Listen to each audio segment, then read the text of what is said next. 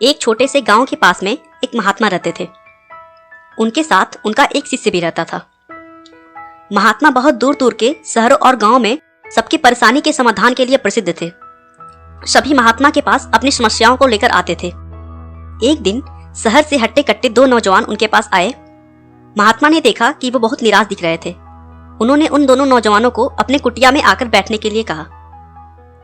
अंदर आते ही एक नौजवान बोला, महात्मा जी, हमने सुना है कि आप हर समस्या का समाधान जानते हैं और आपके पास जो भी समस्या लेकर आता है उसे आप खाली हाथ नहीं लौटाते। हम भी आपके पास बहुत उम्मीद लेकर आए हैं। महात्मा उसे हाथ दिखाकर शांत होने का इशारा करते हैं और अपनी समस्या बताने के लिए कहते हैं। तब दूसरा नौजवान बोल पड़ता है, महात्मा जी, बात ऐसी है कि हम लोग जिस शहर में रहते हैं वहाँ के इलाके में बहुत अफरा तफरी का माहौल है। वहाँ आवारा लोग आकर बस गए हैं, जो सड़कों पर गुजरते हुए लोगों से बदतमीजी करते हैं और आते जाते लोगों को गालियां भी देते हैं। कभी कभी तो हाथापाई भी करते हैं। आप ही बताइए कि ऐसे समाज में कौन रहना चाहेगा। दोनों नौजवान की बात सुनकर महात्मा जी चारपाई से उठे। यह समस्या बहुत गंभीर है, ऐसा बोलते हुए वो कुटिया के बाहर आ गए। नौजवानों ने बाहर जाकर देखा, वो शांत खड़े अपने कुटिया के सामने वाली सड़क को देख रहे थे।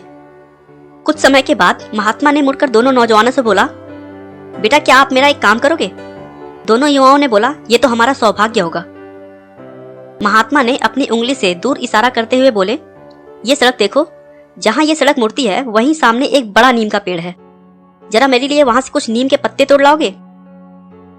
महात्मा के कहने पे दोनों नौजवान नीम के पत्ते लेने चले जाते हैं। अभी वे आधे दूर ही गए होते हैं कि बहुत सारे पागल कुत्ते उन्हें घेर लेते हैं और भौंकने लगते हैं। नौजवान बहुत डर जाते हैं, लेकिन फिर भी हिम्मत करके वो आगे बढ़ते हैं।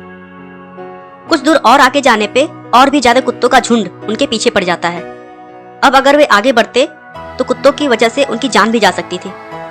दोनों नौजवान वहीं से वापस आ जाते हैं और महात्मा को उन पागल कुत्तों के बारे में बताते हैं। महात्मा बिना कुछ बोले अंदर से अपने शिष्य को बुलाते हैं और उसे नीम के पत्ते तोड़कर लाने के लिए कहते हैं। उसी रास्ते से उनका शिष्य भी उस पेड़ पर जाकर तुरंत ही नीम की पत्ती तोड़कर ला देता है। दोनों हट्टे कट्टे नौजवान ये देखकर आश्चर्य करने लगते हैं कि इसे कुत्तों ने क्यों नहीं काटा।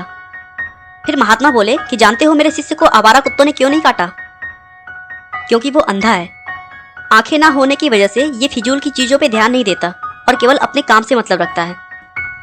महात्मा ने कहा कि जीवन में एक बात हमेशा याद रखना बेटा, कि जिस फिजूल की चीज पर तुम सबसे ज्यादा ध्यान दोगे वह चीज तुम्हें उतनी ही काटेगी। इसीलिए अच्छा होगा तुम अपना ध्यान अपने लक्ष्य पर रखो। दोस्तों, हमें भी अपने जीवन में इस बात को फॉलो करना चाहिए। अपने लक्ष्य को आप इतना महान बना दीजिए कि व्यर्थ के लिए आपके पास समय ही ना बचे। आपका बहुमूल्य समय देने के लिए बहुत बहुत धन्यवाद। इस वीडियो को लाइक करके आप हमारा मनोबल बढ़ा सकते हैं। मैं हर रोज एक नई मोटिवेशनल और इंस्पिरेशनल वीडियो के साथ आता हूँ। दोस्तों, अगर आप हमारे वीडियो को मिस नहीं करना चाहते तो कृपया चैनल को सब्सक्राइब कर लें। आपको यह कहानी कैसी लगी हमें कमेंट करके जरूर बताएं। धन्यवाद।